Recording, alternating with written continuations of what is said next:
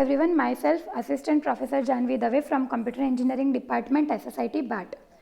In our previous session, we have discussed about analyzing control statement, जिसके अंदर हमने ये चीज़ देखी थी कि आपको कोई भी फंक्शन दी है और आपको उसकी टाइम कॉम्प्लेक्सिटी अगर फाइंड करनी है तो आप वो चीज़ कैसे करोगे। तो वो सारी चीज़ें हमारी डिस्कस हो गई है। अभी आज के सेशन में हम जो डिस्कस करने वाले हैं वो है सॉर्टिंग्स ऑफ एल्गोरिदम्स।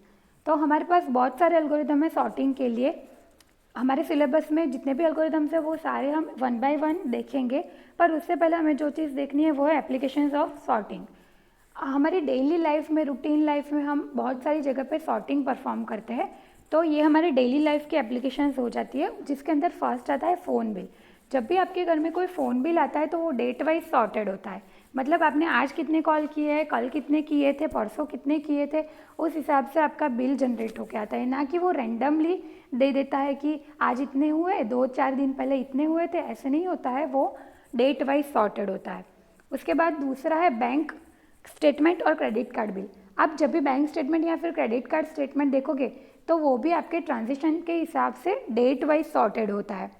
थर्ड चीज़ है फिलिंग फॉर्म्स ऑनलाइन। जब भी आप कोई फॉर्म ऑनलाइन फिल कर रहे हो तो उसके अंदर कभी भी कंट्री या स्टेट अगर आपको सिलेक्ट करने के लिए बोलेंगे तो वो ड्रॉप डाउन बॉक्स में जो कंट्री और स्टेट के नाम रिप्रेजेंट होते हैं वो अल्फ़ाबेटिकल सॉर्टिंग के हिसाब से रिप्रेजेंट होते हैं। फोर्थ है ऑनलाइन शॉपिंग।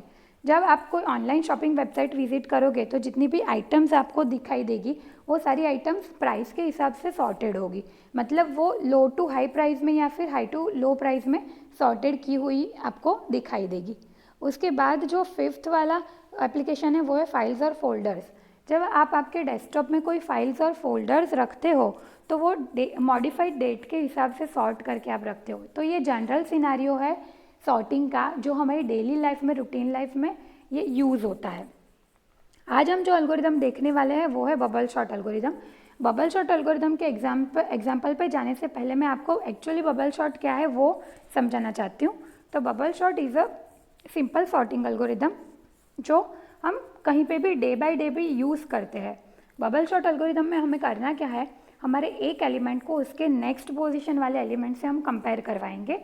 मतलब मेरे पास एक पोजीशन है ए ऑफ जे और एक पोजीशन है A of J plus one, तो ए ऑफ जे और A of J plus one को मैं कंपेयर करवाऊंगी।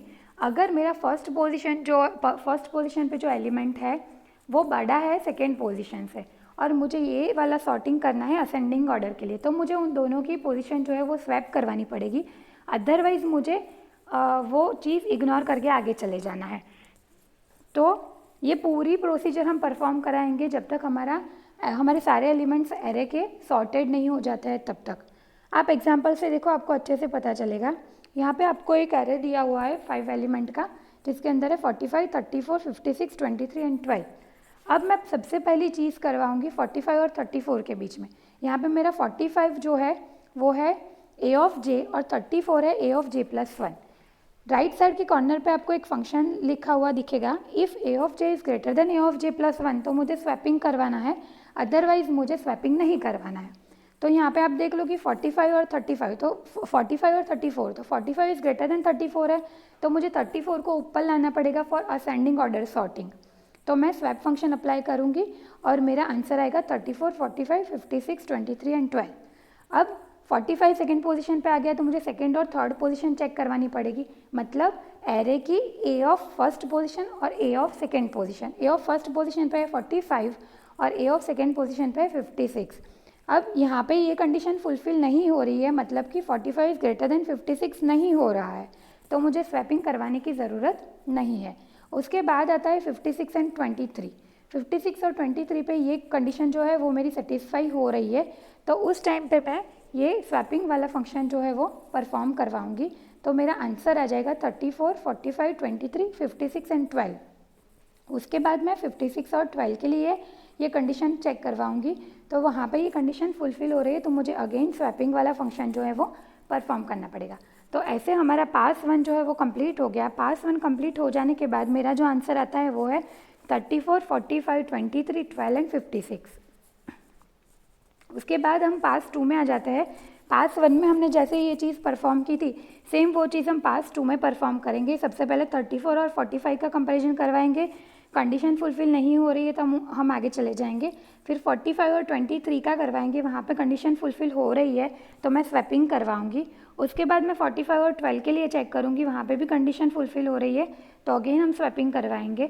उसके बाद 45 और 56 के लिए चेक करेंगे, कंडीशन फुलफिल नहीं हो रही है तो हम स्वैप नहीं करवाएंगे।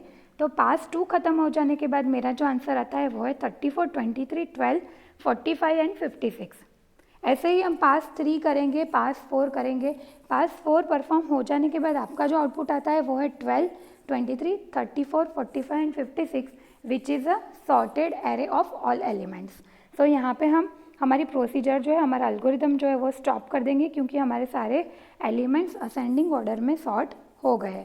तो ऐसे ही आपको ये पूरा एल्गोरिदम अप्लाई करना है जब तक कि आपको आपका आंसर सॉर्टेड आंसर नहीं मिल जाता, तब तक आपको ये फंक्शन बार बार रिपीट करना पड़ेगा।